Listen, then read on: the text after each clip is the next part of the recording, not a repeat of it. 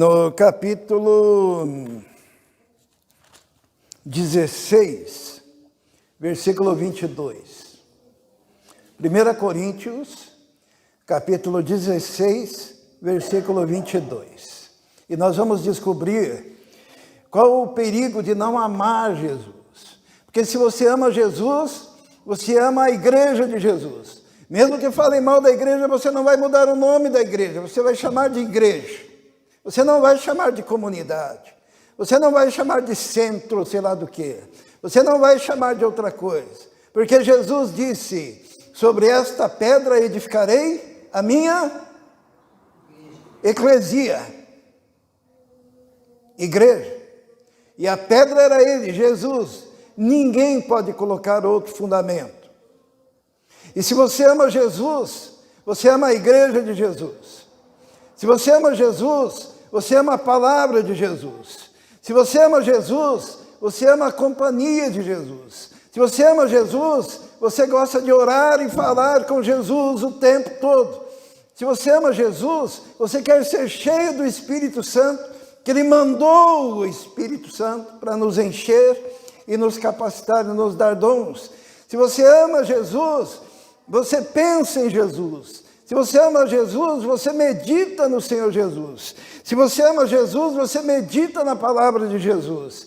Se você ama Jesus, cada negócio que você vai fazer, você ora e fala com Jesus. E o apóstolo Paulo diz o quê? 2 Coríntios 16, 22. Se alguém não ama o Senhor, seja amaldiçoado. Se alguém não ama Jesus, seja amaldiçoado. E é muito interessante o contraste, porque logo em seguida ele diz Maranata. Ora vem, Senhor Jesus. Porque quem ama Jesus ama a sua volta também. Irmãos, pergunto, está escrito? Ou só está na Bíblia aqui do pastor? Está na tua Bíblia? Está na tua, Romildo? Está na tua, Bia? Se você não ama Jesus, você é anátema. Paulo, ele amava Jesus. Paulo, ele amava Jesus de tal maneira que quando ele falava do ministério dele, vamos ler lá em Atos capítulo 20. Olha a forma como Paulo amava Jesus. Atos capítulo 20, versículo 24. Olha o que ele diz. Vamos esperar, né? Atos 20, 24. Paulo diz assim, todavia não me importo, nem considero a minha vida de valor algum para mim mesmo. Se tão somente puder terminar a corrida e completar o ministério que o Senhor Jesus me confiou, de testemunhar do Evangelho da graça de Deus. Paulo, na versão que muitos irmãos têm aí, em nada considero a minha vida como preciosa, mas vivo para quê? Para completar o ministério que Deus colocou diante de mim. E é por isso que Paulo, amando a Jesus, amou até o final da sua vida, quando naquele cárcere. Como que foi o final da vida de Paulo? Alguém sabe? Ele dá testemunho disso, né? Paulo, ele diz assim, vai chegar o inverno. Já preguei sobre isso. Paulo disse, vai chegar o inverno, peça para me trazerem uma capa por causa do frio, né? Ele estava na prisão, passando frio. O maior apóstolo, o apóstolo dos gentios. O que mais que ele pediu? Ele disse, oi? Ele disse assim, olha, traga o Marcos, ele é tão importante para mim, João Marcos, né?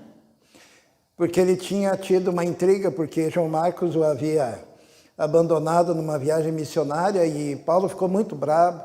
Mas ele já experiente, mais velho, ele disse, olha, é o Marcos, o João Marcos. Ele queria liberar perdão. No final da vida dele, ele pediu assim, olha, traga os meus livros, especialmente os pergaminhos, que seriam porções das escrituras da época. E nós podemos até imaginar Paulo, naquele final da vida dele, quando rangeram as portas da prisão e entrou o verdugo e disse, coloque a sua cabeça no tronco. E Paulo coloca a sua cabeça no tronco e última coisa que lhe aconteceu, quando a sua cabeça foi separada do seu corpo, e Paulo foi ao encontro do Senhor. Em nada tenho a minha vida como preciosa. Amar ao Senhor Jesus é cumprir o ministério. Amar o Senhor Jesus é andar com Ele. Amar o Senhor Jesus é amar a sua palavra. Amar o Senhor Jesus é desejar a sua volta. Amar o Senhor Jesus é amar a igreja, estar em comunhão com os irmãos. Amar o Senhor Jesus é amar o próximo. Amar o Senhor Jesus é querer fazer a obra de Deus. Amar o Senhor Jesus é enfiar a mão no bolso e entregar o seu dízimo, a sua oferta para o ministério, para o evangelismo, para o serviço missionário. Amar o Senhor Jesus é agir como Jesus agiu, perdoando o próximo. Amar o Senhor Jesus é dar testemunho. Amar o Senhor Jesus é viver em torno da palavra do Senhor.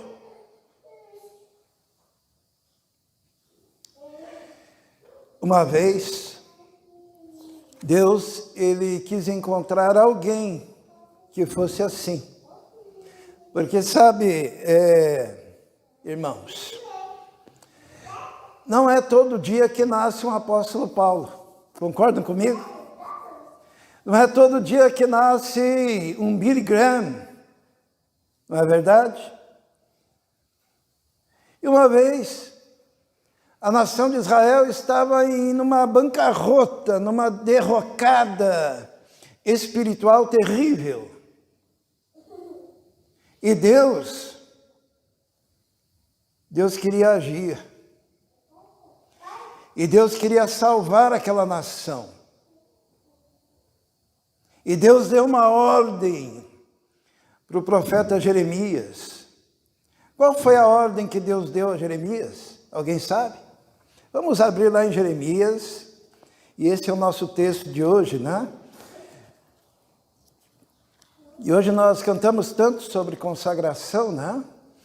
Então, Jeremias capítulo 5, Deus deu uma ordem a Jeremias, porque Deus queria salvar, Deus queria libertar, Deus queria transformar aquela sociedade, Deus queria tocar naqueles homens, naquelas mulheres. E Deus deu uma ordem a Jeremias. Jeremias capítulo 5, versículo 1. Todos encontraram? Ele disse o seguinte: percorram as ruas de Jerusalém, olhem e observem, procurem em suas praças, para ver se podem encontrar alguém que haja com honestidade e busque a verdade. Deus falou: olha, eu quero que vocês encontrem alguém honesto, correto, íntegro. Nos dias de hoje, na nova aliança, seria uma ordem: procure alguém que ame o Senhor Jesus. Procure alguém que esteja dedicado ao Senhor Jesus. Procure alguém que se entregue ao Senhor Jesus. Que viva uma vida consagrada. Se nós fôssemos procurar alguém assim, aonde que nós procuraríamos? Será que numa boate? Você quer procurar uma pessoa santa, onde você vai encontrar essa pessoa santa? Qual lugar? A gente procuraria na igreja, não é isso? Nós não procuraríamos nas festanças, nós não procuraríamos nos bares. E Deus, na sua sabedoria, Ele disse assim, olha, procurem aonde? Nas ruas de Jerusalém. Porque Jerusalém era o centro do culto e da adoração a Deus. Jerusalém era o lugar aonde as pessoas iam de longe para oferecer sacrifícios ao Senhor.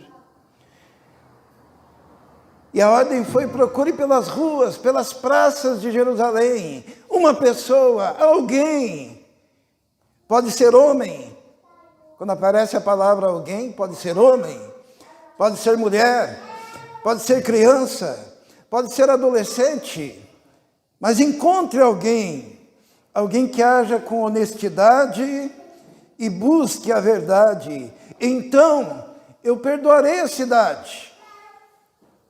Os irmãos estão vendo a procura, que era a ordem que foi dada para procurar alguém.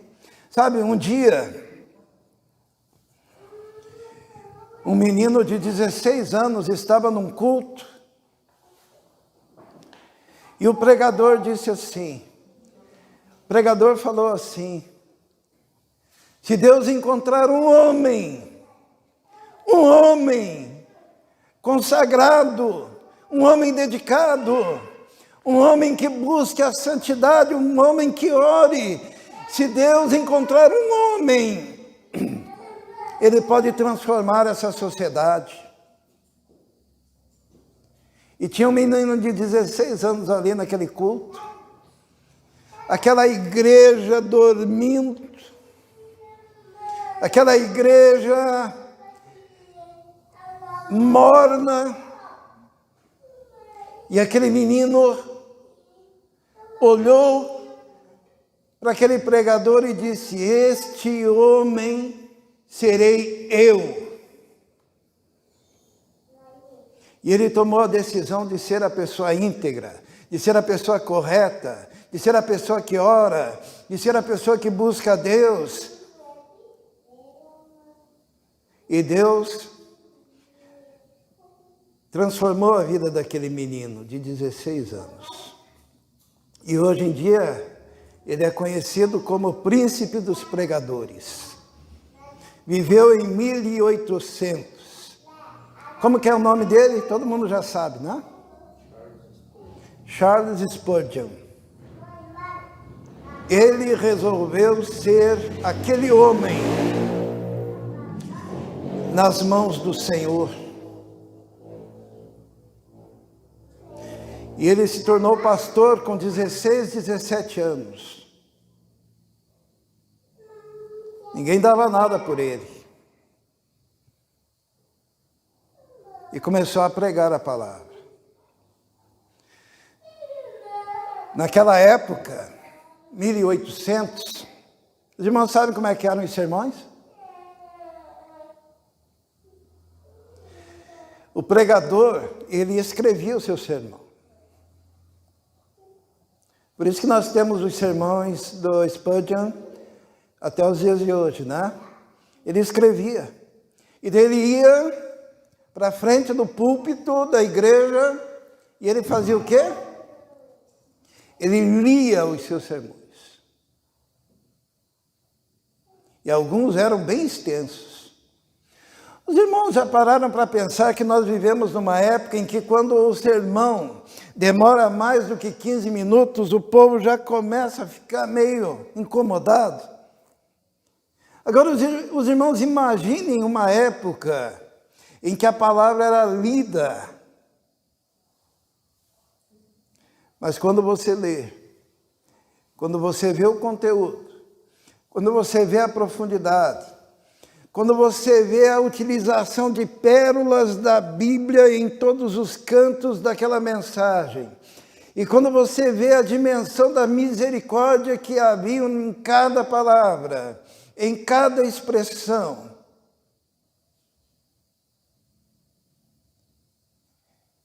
porque Deus encontrou um homem. Teve uma vez que um menino caipira, lá dos Estados Unidos, foi num culto também, numa igrejinha assim, meia morna.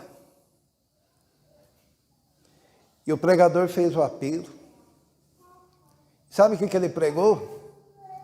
Ele disse: Deus está procurando um homem que se coloque nas minhas mãos. E aquele menino, ele disse: este homem serei eu. Vou dizer o nome do menino. Billy Graham. Todos já ouviram falar, né? Morreu com 99 anos, há alguns anos atrás. E foi o homem que pregou no mundo todo e que entrou na época da antiga União Soviética e ali proclamou a palavra de Deus. É conhecido como o evangelista do nosso século, porque ele se dedicou ao Senhor e disse: este homem serei eu. E Deus o usou. Eu fico imaginando aquele pregador daquela igrejinha, né? Talvez ele, quando morreu, chegou lá no céu, na presença de Deus, triste, né? Pensando assim: Senhor, eu não fiz tudo o que deveria fazer. E o Senhor Jesus, olhando para ele, diria o quê? Vem, servo fiel, porque você cumpriu o seu ministério. Lembra aquela mensagem que você pregou e aquele magricela foi lá na frente, adolescente, de 16 anos? Ele se converteu e ele ganhou multidões, porque você pregou. Porque você anunciou. Deus está querendo você.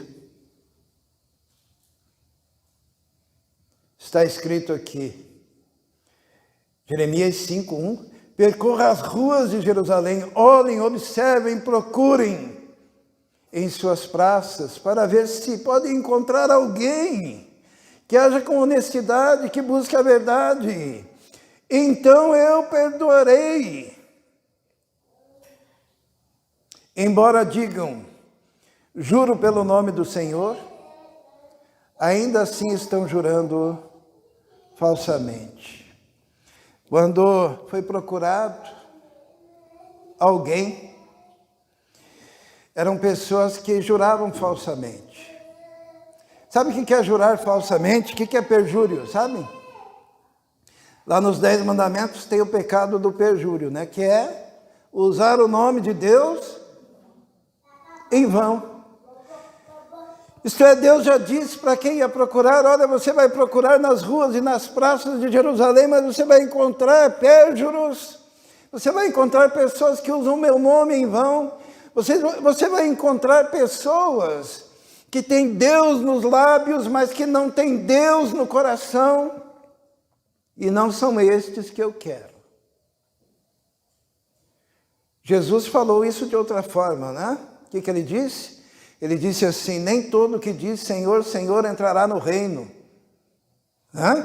Muitos me dirão naquele dia: Senhor, Senhor, em teu nome nós expulsamos demônios. Senhor, Senhor, em teu nome nós fizemos maravilhas. Senhor, Senhor, em teu nome nós profetizamos.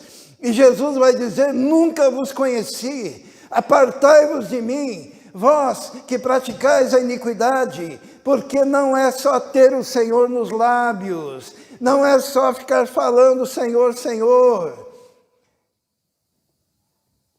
A vida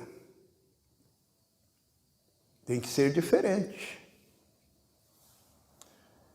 Quando é orientado para procurar alguém, no versículo 3 diz assim: Senhor, não é fidelidade que os teus olhos procuram?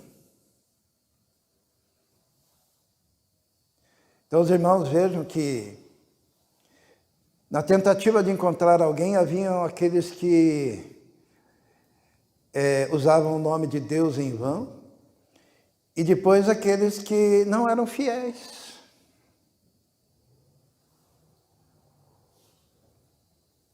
Não amavam ao Senhor. Porque se você não é fiel, é porque você não ama. Isso é fácil de entender, né? O povo de Deus era considerado como o marido, ou a esposa, melhor dizendo, do Senhor. A igreja é a noiva de Cristo. Se o noivo não é fiel, será que ele ama? O que você acha, Fernanda? Não, né? E aqui diz assim, o que o Senhor procura é fidelidade. E o povo de Deus tem que demonstrar essa fidelidade. Fiel nos dízimos e ofertas, fiéis na participação do culto, fiéis na participação da oração ao Senhor, fiéis na consagração ao Senhor da vida, fiéis nos comportamentos na sociedade. E Deus estava procurando alguém assim, para que aquele povo, aquela nação pudesse ser salva, porque se encontrasse um, Deus perdoaria aquela nação. No versículo 3, na segunda parte, diz assim, tu os feristes, mas eles nada sentiram. O Israel, agora há pouco, falou, né, que Paulo dizia, o amor de Cristo nos constrange. Sabe o que é constranger? Ele nos toca tão profundamente que a gente fica até sem graça de tanto amor. Mas aqui diz assim, ó, tu os feristes, isto é, tu os tocastes profundamente, até os machucastes para que percebessem que havia um Deus que estava tocando neles, mas eles nem sentiram. Tem gente que vai no culto e diz, não senti nada. Esses dias eu falei sobre levar o grupo de louvor para cantar num lugar, e daí disseram assim para mim, mas olha, não pode ser qualquer música não, foi muito suave, né? O pessoal nem ouve. Irmãos, se o Espírito Santo não tocar, você pode fazer a sua veia do pescoço estourar de tanto você gritar, que o máximo que você vai conseguir é que o povo fique com dor de ouvido. Ou dor de cabeça.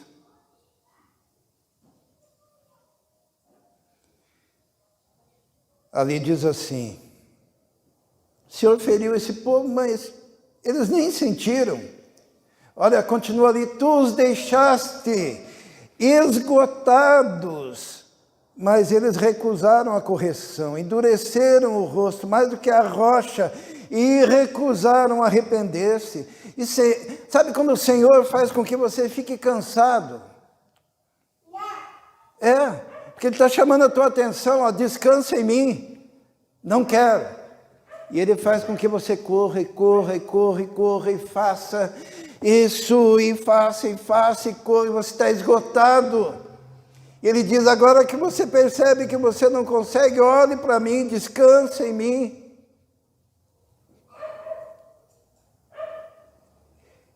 Mas o povo continua rejeitando a Deus.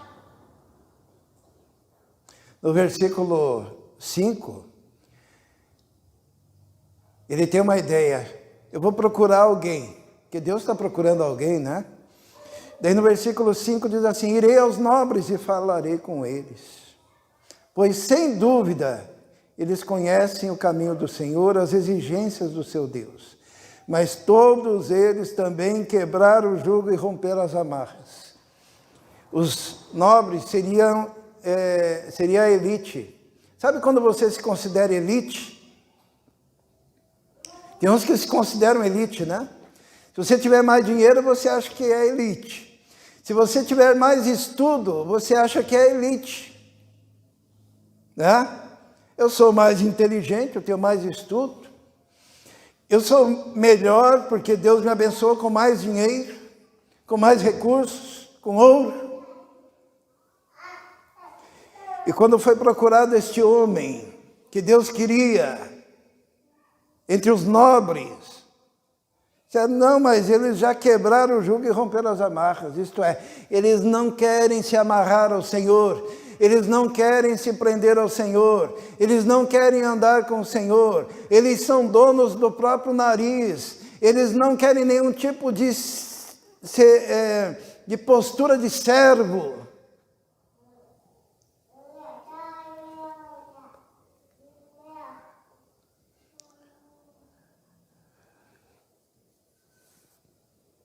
Então eu vou procurar aonde? Alguém que queira servir a Deus. No versículo 7 fala.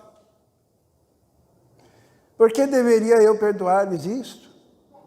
Seus filhos me abandonaram e juraram por aqueles que não são deuses.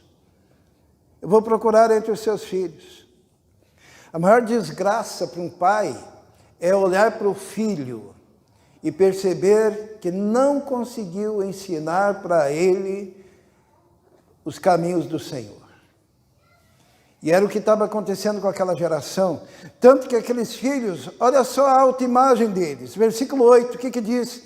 Como que se pensavam e se viam os filhos, os jovens daquela geração. Eles diziam, são garanhões, bem alimentados e excitados, cada um relinchando para a mulher do seu próximo. Eles eram autossuficientes, nós somos os bons, nós somos os machos alfa, nós somos como garanhões que tudo podem. E Deus queria só pessoas humildes.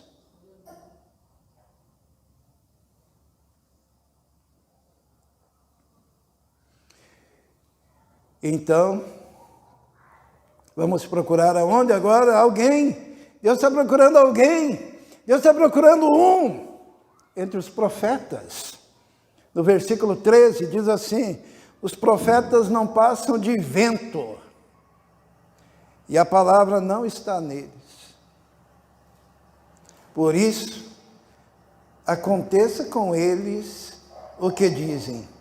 Portanto, assim diz o Senhor dos Exércitos, porque falaram essas palavras, farei com que as minhas palavras em sua boca sejam fogo, e este povo seja lenha, e que o fogo consome.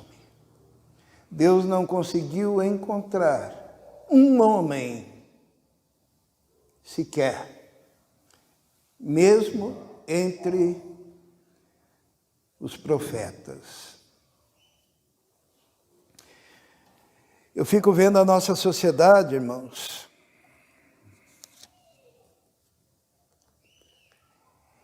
E eu temo muito pela nossa sociedade, né?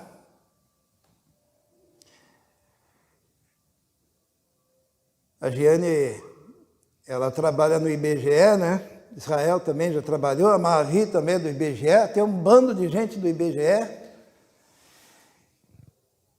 E está se descobrindo que os evangélicos no Brasil, em pouco tempo, serão maioria, né?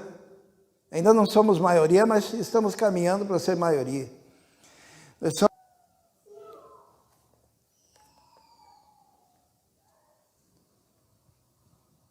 Deus está procurando crente de verdade. Não é crente que enche a igreja para dizer assim, eu vim aqui buscar minha bênção. Eu gostei muito do culto hoje, Israel, das músicas. Sabe por quê? Porque era tudo, se a gente for resumir o culto, é a Ele a glória. Não é? É a Ele. É o Senhor. É a Jesus.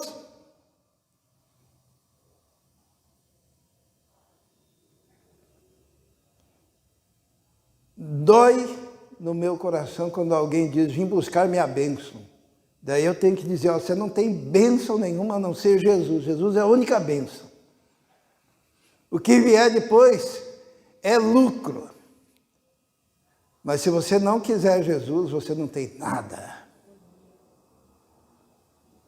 Adorar, entregar, ser como Paulo lá no cárcere, ser como João Batista no cárcere, ser como os apóstolos. Foram até o final adorando Jesus, amando Jesus, sabendo que havia uma cidade celestial, bem melhor do que essa aqui, uma cidade grandiosa. E a esperança do coração era aquela cidade, a esperança do coração era a salvação. Você está aí com seus 18, 19, 20 anos, né? Alguns com 30, alguns com 50. Daqui a pouco, a única coisa que vai restar é o teu encontro com Jesus. É daqui a pouco. Falei do Spurgeon, aquele homem que se consagrou ao Senhor, morreu com talvez 60 anos, não lembro, em 1890, mais ou menos. O tempo passa rápido. Billy Graham morreu com 99 anos, aí faz alguns anos. E a nossa caminhada é essa. E se você não ama Jesus, você está caminhando um caminho de maldição. Se você não busca o Senhor em primeiro lugar na sua vida, você caminha um caminho de maldição. Se você não serve ao Senhor Jesus 24 horas por dia, se você não diz a Ele, Senhor, o Senhor é o meu bem maior, você está caminhando caminho de maldição. Igreja não é brincadeira. Fazer parte da igreja é fazer parte do corpo de Jesus. E é viver para Ele.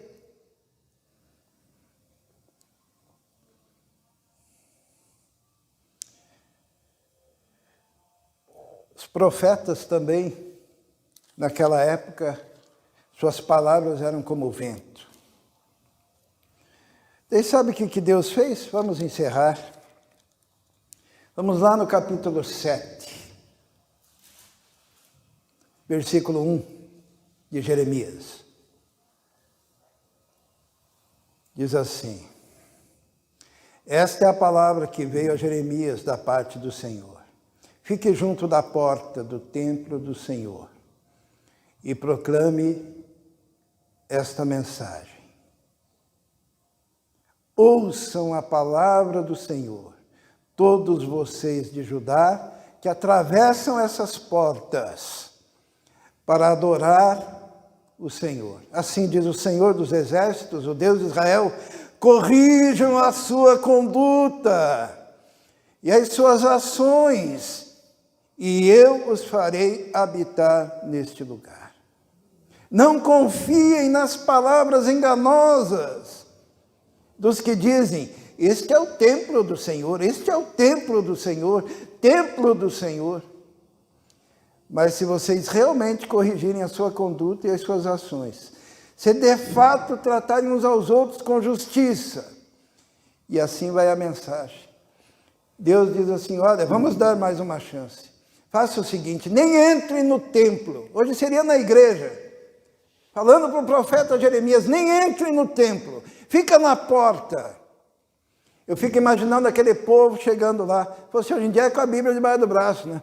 Oh, glória, aleluia, como vai? Oh, glória, aleluia, como vai você? Oh, que bom a gente estar aqui, né? Ah, legal, vamos cantar, levantar a mão e tal.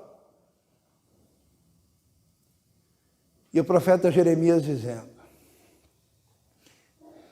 corrijam a sua vida, entreguem o seu caminho ao Senhor, amem ao Senhor sobre todas as coisas, vivam para o Senhor 24 horas por dia, busquem em primeiro lugar o reino de Deus e a sua justiça, e todas as outras coisas vos serão acrescentadas.